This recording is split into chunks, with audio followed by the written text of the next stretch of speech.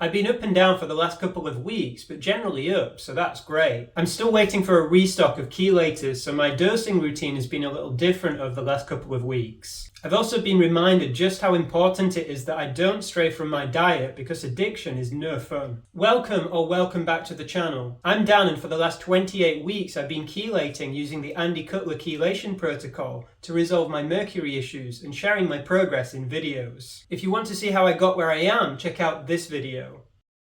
I'm still waiting for a restock of chelators, and I ran out of my 3mg pills of both DMSA and ALA, so I switched my dosing regime during round 28. While I ran out of 3mg pills, I still have some higher dose pills, 5mg of ALA and 6.25mg of DMSA. Up to now I've always taken DMSA and ALA together each round. I tried taking the higher dose of both chelators together some time ago and it really knocked it out of me. Since I didn't want to just stop chelating when I ran out of 3mg pills, I decided to take the higher dose DMSA on its own. So for most of round 28 I took 6.25mg of DMSA. As always, I took doses every 3 hours during the day and 4 hours during the night. I also took my version of the Core 4 and other supplements as usual. If you want to know what that is, check out this video.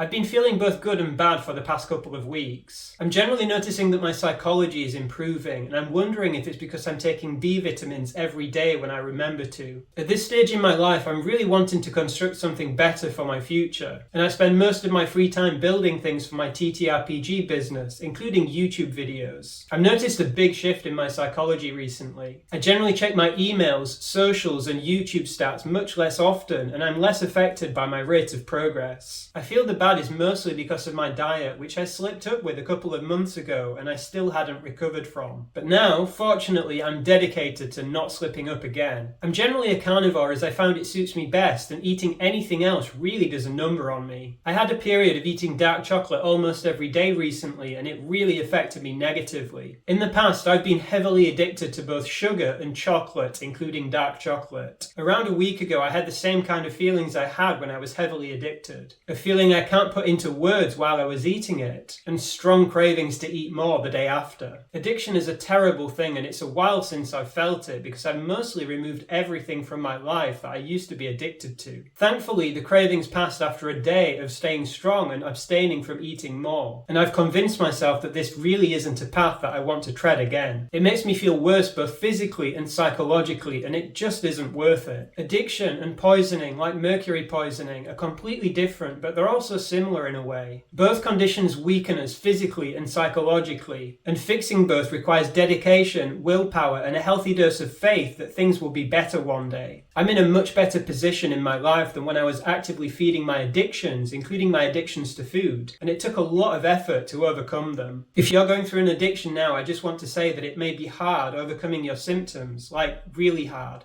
but it's so worth it if you do.